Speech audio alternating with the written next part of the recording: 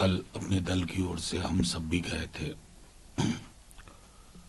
उन पर जब पुष्पांजलि अर्पित कर रहे थे तो पूरी की पूरी उनकी जीवन यात्रा, कभी हम छात्र थे, फिर शिक्षक हुए, फिर उनके साथ पार्लियामेंट में रहे। एक ऐसा व्यक्ति, मैं बार बार कहता हूं, शोरगुल का जमाना, शोरगुल के जमाने में, कोलाहल के जमाने में कोई शांति से अपने दायित्वों का निर्वहन करे, शालीनता से, वो शालीनता अब बहुत रेयर हो गई है। वो बहुत याद आएंगे अंतिम विदाई के बाद भी। देश विदेश से जिस प्रकार की ट्रिब्यूट्स आ रहे थे, contemporary presidents, prime ministers, former presidents, prime ministers, chancellor, उससे उनके कद का, उनके कंट्रीब्यूशन का पता चलता है। काश कि वो देख पाते। उन्होंने कहा था, history shall be kinder to me. History तो कल से ही करवट लेने लगी और वो करवट उनको बहुत सुकून देती। काश कि वो देख पाते। दुष्यंत खड़गे ने कहा कि मनमोहन सिंह भारत के महान सपूत थे और सरकार से उन्होंने आग्रह किया कि उनके मेमोरियल के लिए जमीन दी जाए, मेमोरियल बनाया जाए। देखिए, इस मांग में पूरा का पूरा देश खड़ा है। 10 बरस सबसे महत्वपूर्ण है 2008 की क्राइसिस से देश को निकाल लेना। शॉक एब्जॉर्बर की तरह उन्होंने चीजों को प्लान किया कि कहां ये शॉक एब्जॉर्ब होगा। मुझे बेहद खुशी है कि सरकार की ओर से भी शायद सकारात्मक संदेश है इसको लेकर के, लेकिन जो कंट्रोवर्सी हुई क्रिमेशन को लेकर के, वो नहीं होनी चाहिए थी। गले नहीं उतरती है उनके कद के अनुरूप। चुनाव है और प्रधानमंत्री मोदी बीजेपी का अभियान शुरू करेंगे परिवर्तन यात्रा के जरिए, परिवर्तन रैली के जरिए 29 दिसंबर को। देश के प्रधानमंत्री भी हैं, बीजेपी के बड़े नेता भी हैं, जाहिर है वो करेंगे। बस उनसे हमेशा की तरह एक बार पुनः आग्रह होगा, क्योंकि दिल्ली के बाद बिहार का ही चुनाव है। आप देश के प्रधानमंत्री हैं,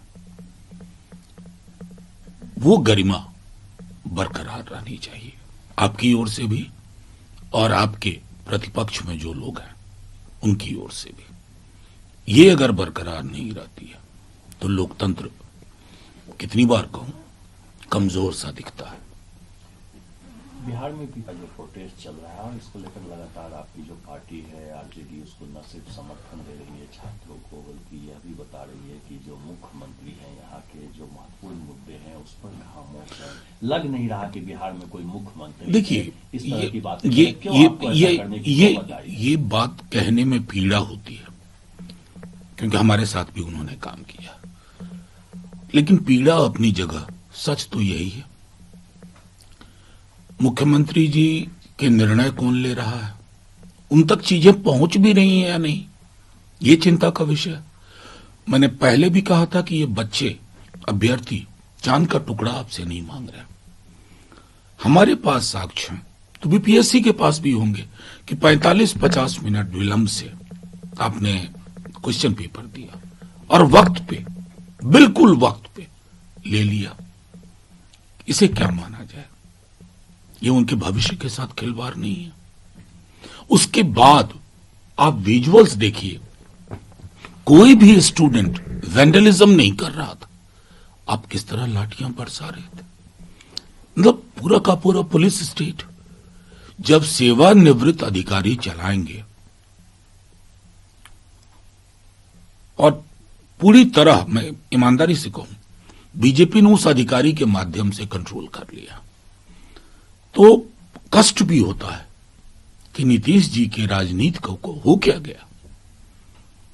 इसको छोड़िए, गांधी के भजन पे हो गया बिहार में, जिसको सुन के हम आप सब बड़े हुए हैं, ईश्वर अल्लाह तेरो नाम, उस पे बवाल हो गया। गायिका को माफी मंगवा ली। ये सम टोटल क्या बताता है? There is no government, at least Nitish ji की सरकार तो है नहीं। और इसलिए तेजस्वी जी ने बार बार कहा कि ये बच्चों का, ये अभ्यर्थियों का आंदोलन है, ये राजद का आंदोलन नहीं है, लेकिन उनको नैतिक समर्थन है। और वो नैतिक समर्थन इस बात के लिए है कि पूरा का पूरा सिस्टम रिग्ड है, उसको रिस्टोर करना। नहीं, आप लोग और छात्र कह रहे हैं उनको कैंसिल कीजिए, बिल्कुल। लेकिन बीपीएससी का ने साफ साफ कल कह दिया है कि हम कोई कैंसिल नहीं नहीं, करने नहीं, जा रहे हैं, नहीं, हम तो नहीं। मेंस का परीक्षा लेने जा रहे हैं। नहीं, मैं आपको एक बात कहूं, जब ये हठधर्मिता आती है ना, तो अंतिम समय आ जाता है। एक परीक्षा ले पाए हो तुम बिना रिगिंग के, बिना माल प्रैक्टिस के। उसी दिन डीएम भी बता रहे थे कि एक पैकेट में इतना होना चाहिए था, इतना कम था, अफरा तफरी मची। ये क्या इंगित करता है? शर्म आनी चाहिए जो लोग बैठे हुए हैं।